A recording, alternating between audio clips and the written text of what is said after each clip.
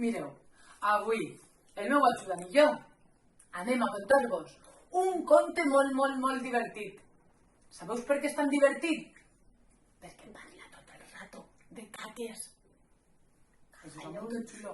Mireu, és aquest conte d'ací, d'una talpeta que té una caca al cap. Diu la talpeta que volia saber qui li havia fet allò al cap. Ui. Què haurà passat en este conte? Diu... Mireu.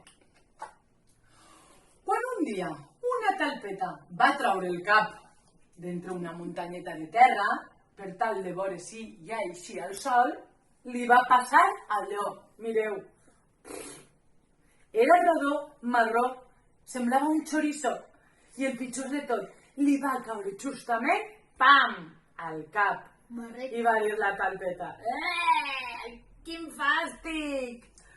Qui m'ha fet això? Diu, però era tan curta de vista que no va veure a ningú. Aleshores va començar a passejar.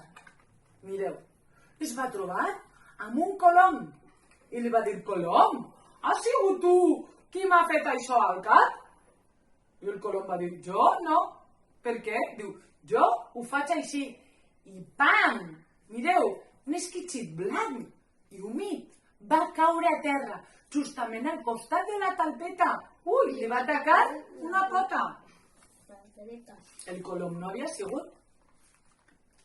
Es va trobar a un cavall i li va preguntar, has estat tu qui m'ha fet això al cap? I el cavall va dir, jo? No, per què? Diu, jo ho faig així. Mira, plaf, plaf, plaf.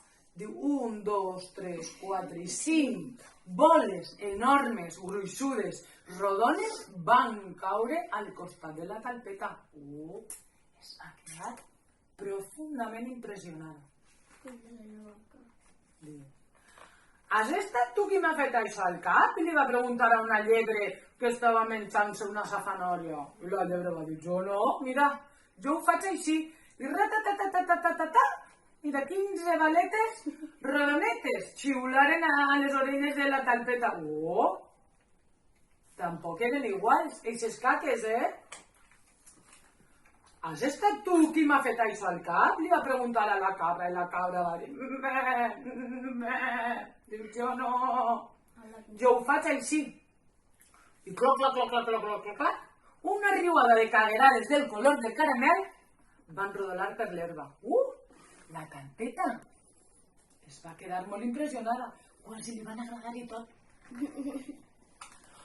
Has estat tu qui m'ha fet això al cap? Li va preguntar a una vaca que anava remugant pel prat.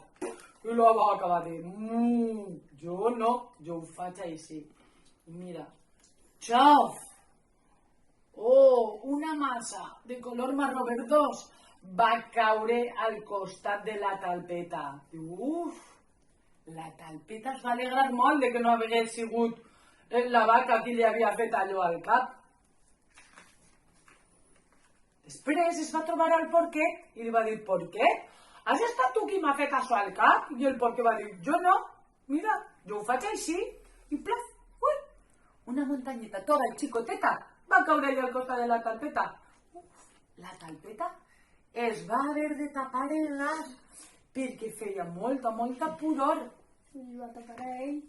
Després es va trobar unes mosques i es va dir, heu estat vosaltres? I va pensar, les mosques m'ajudaran, perquè les mosques sempre estan olorant caques.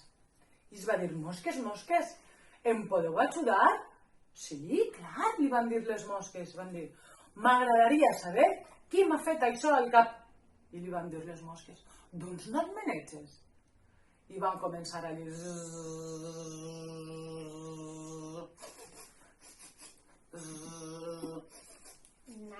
Anaven brunzint i anaven olorant a veure de qui era aquesta caca. I al cap d'una estoneta li van dir, està molt clar. Ha estat un gos. Diu, sí, ha sigut Sant Pere, el gos del carnisser. Sant Pere, va dir la talpeta. Allà que vaig. Veloç com un llamp, la talpeta es va enfilar en la caseta de Sant Pere. I mireu, plim! Una caderadeta negra va caure damunt del cap del gos. I, feliç i contenta, la talpeta torna a desaparèixer sota terra. I conte contat, aquest conte de la talpeta ja s'ha acabat.